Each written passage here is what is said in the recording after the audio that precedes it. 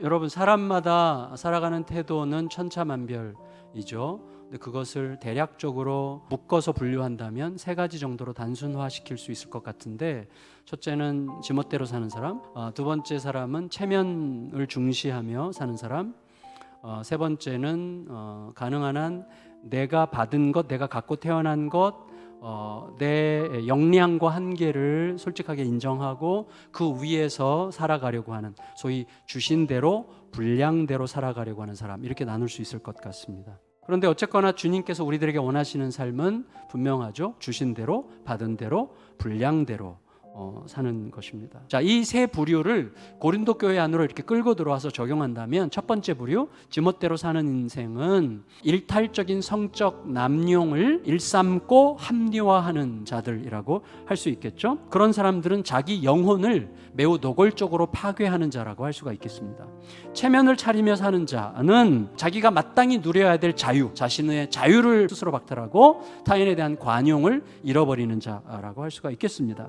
오직 주께서 각 사람에게 나눠주신 대로 하나님이 각 사람을 부르신 그대로 행하라. 내가 모든 교회에서 이와 같이 명하노라. 바울의 논리에 따르면 지멋대로 사는 인간이나 또 체면을 중시하며 살아가는 인간이나 하나님이 주신 분량대로 살고 있지 않다는 거죠. 분량대로 살아라, 주신 대로 살아라, 이 말씀이 3번 반복돼요. 17절, 20절, 24절. 17절은 할례를 받았느냐 여부를 끌어가는 말씀이고, 20절은 종이냐 자유자냐라는 주제를 끌고 가는 말씀이고, 또 24절은 결혼이냐 싱글이냐 이걸 끌고 가는 말씀이에요. 이 세 개의 예화를 통해서 우리의 신분과 우리의 소속과 우리의 직업이 중요하지만 그것을 뛰어넘어서 살아가는 삶이 도대체 뭐냐 하는 것을 반복해서 강조함으로써 오늘 우리에게 뭔가 깊은 깨달음을 주려고 하는 것 같습니다. 근데 주의해야 될 게 있어요. 부르신 대로 분량대로 산다고 하는 것은 하나님이 우리를 어떤 직업으로 부르신 게 아니에요. 우리 모두를 자유자로 부르셨죠.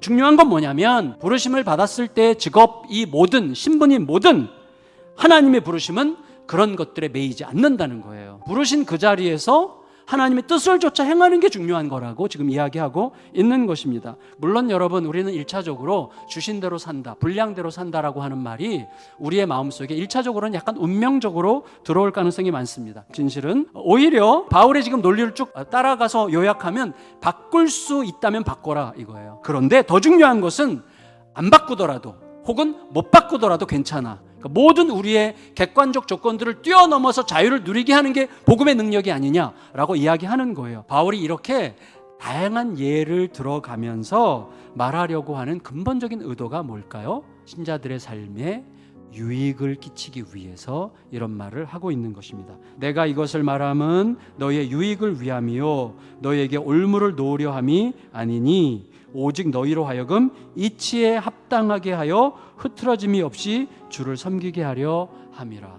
여기에는 대화가 필요하고 질문이 필요하고 소통이 필요하고 서로에 대한 환대와 인격적인 깊은 신뢰의 대화가 필요합니다. 이치에 합당하게 행하는 것.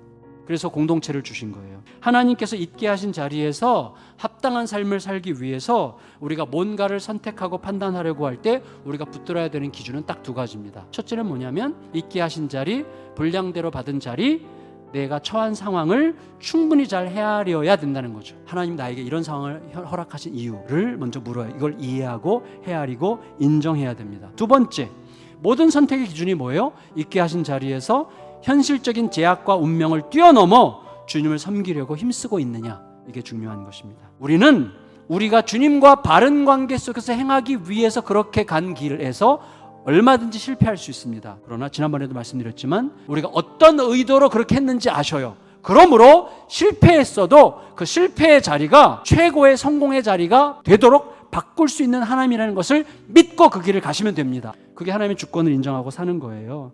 따라서 우리들의 의도를 아시고 우리의 실패를 성공으로 바꾸실 수 있는 주님과 함께 살아가는 법을 배우는 거죠. 그때 우리는 우리에게 주어진 모든 상황에서 지극히 신실하되 피곤하지 않을 수 있고 넘어져도 다시 일어설 수가 있는 것입니다. 분량대로, 주어진 분량대로 운명을 넘을 때는 너와 내가 함께 위대할 수 있다. 이게 사도 바울을 통한 하나님의 가르침이고 우리 모두가 그 길을 함께 잘 갈 수 있게 되기를 예수님의 이름으로 축원합니다.